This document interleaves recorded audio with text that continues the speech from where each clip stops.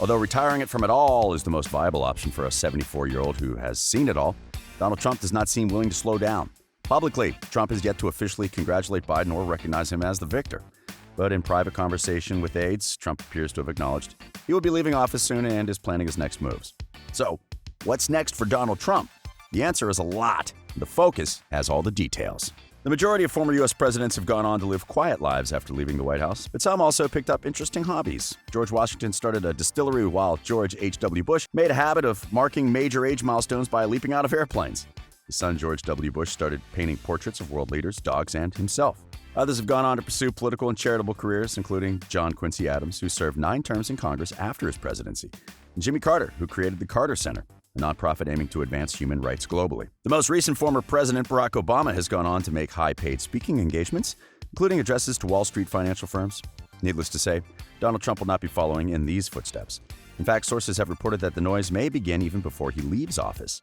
CNN's Barbara Starr reported that there is concern among executive office staff and the military's leadership that Trump could use his power as president and commander-in-chief in dangerous ways in the last days of his term. Even Trump's White House staff is concerned about what happens next. Apparently, Trump told some of his advisors he won't leave the White House on Inauguration Day. Few believe Trump would actually follow through on threats to squat at the White House. The president has also already hinted that he may be planning to go after members of his own administration he blames for not doing enough to help him politically before Election Day. If and when he eventually leaves office, Donald Trump obviously has political aspirations. He has gathered $250 million since Election Day, along with the National Party. More than $60 million of that sum has gone to a new political action committee, according to people familiar with the matter, which Mr. Trump will control after he leaves office. Those funds, which far exceed what previous outgoing presidents had at their disposal, provide him with tremendous flexibility for his post-presidential ambitions. The $250 million he and the party raised over 6 weeks is enough to pay off all of his remaining campaign bills, to fund his legal challenges, and still leave tens of millions of dollars. Regarding the legal challenges, Attorney General William Barr said that he saw no need to appoint a special counsel to probe baseless claims of electoral fraud. He drew a similar conclusion about Trump's demands for an investigation into Biden's son Hunter, who was already the subject of a criminal probe into his business dealings. In his farewell news conference, Barr said he saw no reason for the federal government to seize voting machines, a step advocated by Trump's lawyer Rudy Giuliani. Trump, who has refused to concede his election defeat and continues to make claims of widespread voter fraud, has told allies he is considering another White House bid. The U.S. Constitution allows presidents to be elected to office twice, and the terms do not have to be consecutive. Grover Cleveland is the only American president to serve 2 non-consecutive terms. He left the White House in 1889 after being defeated for re-election and returned in 1893. Trump has hinted at several prospects, including beginning to prepare for a 2024 run on the same day that Biden is inaugurated into the office, and reportedly wants to hold a 2024 campaign event on January 20th. Under that plan, Trump would leave the White House on January 20th in Marine One, then take Air Force One to Florida, where he would address supporters at a rally timed to coincide with Biden's socially distanced inauguration outside the U.S. Capitol. Biden told CNN that he personally didn't care if Trump attends his inauguration, but that it would be important to show a peaceful transfer of power. Since losing the election, Trump has ignored numerous traditions designed to ensure a peaceful transfer of power and show the stability of American democracy. He has refused to invite Biden to the White House, a courtesy traditionally extended by an incumbent to the victor, and he delayed the transition to Biden's team for weeks. As mentioned, Trump has already formed a political action committee that will allow him to raise money and exert influence in the party after he leaves office, whether he becomes a candidate or not. Of course, running for office in 2024 would complicate life for a long list of other Republicans considering a 2024 run, including Vice President Mike Pence, former UN Ambassador Nikki Haley, and Senators Marco Rubio and Tom Cotton. Trump clearly loves campaign rallies, and he received 71.5 million votes in the election, a record total for a losing candidate and one that clearly demonstrates a significant base of support among the American public. His desire to retain his political influence was also evident in his recent endorsement of close ally Ronna McDaniel for another term as Republican National Committee chairwoman. Politics seem like the most obvious route, but just in case it doesn't work out, Donald Trump could also concentrate on rescuing his business after office. He took over the family business, the Trump Organization, from his father, Fred Trump, in 1971, and changed the company's direction to focus on bigger projects, including hotels, resorts, residential and commercial building, and golf courses. Following his victory at the 2016 election, Trump began transferring control of the Trump Organization to the company's other executives, including his 3 oldest children, Donald Jr., Ivanka, and Eric, in a blind trust. He may be keen to pick up where he left off 4 years ago and get back into the world of business. The New York Times has reported that Mr. Trump has over $400 million in loans coming due over the next few years, though he has said that represents a tiny percentage of his net worth. The Trump Organization has numerous hotels, and there are Trump-branded properties in Mumbai, Istanbul, and the Philippines, and of course Washington, D.C., and golf courses in the U.S., the U.K., Dubai, and Indonesia. However, if that is the course the president chooses in January, he'll have plenty of work ahead of him. Many of his business ventures are in the travel and leisure industry, which was badly affected by the coronavirus pandemic.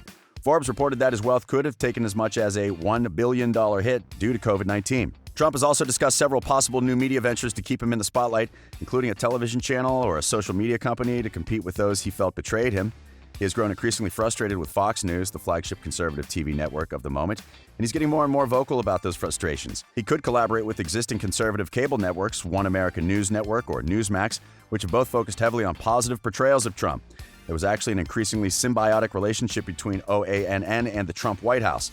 Channel Ryan, who holds the title of Chief White House Correspondent for the network, attended a series of White House press briefings despite the fact that she was doing so in violation of the White House Correspondents Association's established limits on the number of reporters at a briefing due to coronavirus concerns. Ryan said that she had been personally invited to the briefings by then White House Press Secretary Stephanie Grisham. Well, there could be other media or entertainment ventures for Trump. Presidents often sign book deals, with Barack and Michelle Obama netting a record-breaking joint deal reportedly worth $65 million. George W. Bush got a rumored $10 million advance for his memoir. The Obamas also signed a multi-million-dollar production deal with Netflix. Both the Clintons have podcast deals. Trump has also discussed with advisors a plan to start a social media company to compete with Twitter, which has repeatedly posted content warnings on his tweets that make unfounded allegations of widespread election fraud. Of course, before anything else, Donald Trump has to deal with the looming legal challenges.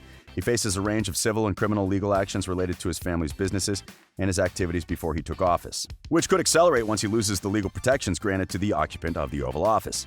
Manhattan District Attorney Cyrus Vance has been conducting a criminal investigation of Trump and the family company, the Trump Organization. The probe originally focused on hush money payments made before the 2016 election to two women who said they had sexual encounters with Trump, which the president has denied. Vance suggested in recent court filings the probe had broadened and could now focus on the bank, tax, and insurance fraud, as well as falsifications of business records. Trump also faces separate defamation lawsuits related to alleged sexual assaults, both of which he denied, brought by two women, E. Jean Carroll, a former Elle magazine writer, and Summer Zervos, a 2005 contestant on The Apprentice. Mary Trump, the president's niece, has also filed a lawsuit accusing him and two family members of fraud and conspiracy to deprive her of her share of the family's real estate empire. New York Attorney General Letitia James also has an active tax fraud investigation into Trump and the family company that began after his former lawyer, Michael Cohen, told Congress the president inflated asset values to save money on loans and insurance and deflated them to reduce real estate taxes. Meanwhile, some of Trump's allies are also planning their next moves. White House economic advisor Larry Kudlow has told friends and people close to him that he plans to carve out a career in media once Biden gets inaugurated into office. He already has job offers lined up and waiting for him. Before he entered the White House, Kudlow was a renowned economist and a CNBC host and anchor. Mike Pence is planning to move out of the White House and into a house in the Washington, D.C. suburbs, according to the Washington Post. There is no indication yet of how Pence will continue his political career. Before Inauguration Day, Pence will reportedly take a trip overseas that would overlap with the congressional session, during which lawmakers approve Biden's 2020 victory. Pence, as the vice president, is tasked with overseeing the vote.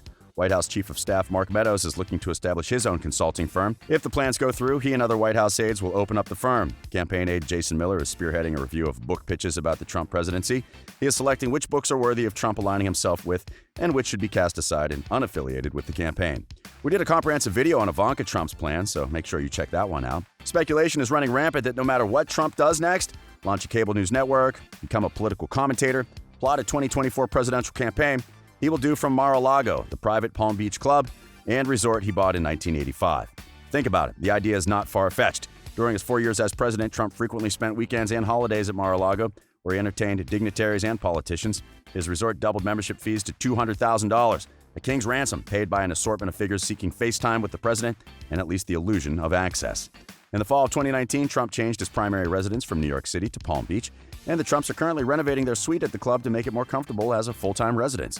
They were also overhauling an apartment for Melania's parents and searching for a local school for their son, Barron. At the moment, Palm Beach is divided about Trump's arrival. On one hand, Trump would bring visibility to the town as a tourist attraction, helping it in difficult economic times. On the other, many of the area's residents can't imagine anything worse. Perhaps the most talked about aspect of Trump's possible return to Palm Beach, however, doesn't have to do with private clubs or politics. It has to do with congestion. Every time the president was in town over the last 4 years, police officers prevented cars from traveling on South Ocean Boulevard between South Country Boulevard and Southern Boulevard. The biggest concern, those who frequent the area say, is that will become a full-time problem thanks to Trump's Secret Service detail, which ex-presidents are allowed to use for life. So, we have a television network, a social media company, 2024 political aspirations, and building the business empire. What do you think Donald Trump will do next? Sound off in the comment section below. And check back tomorrow for another video by The Focus.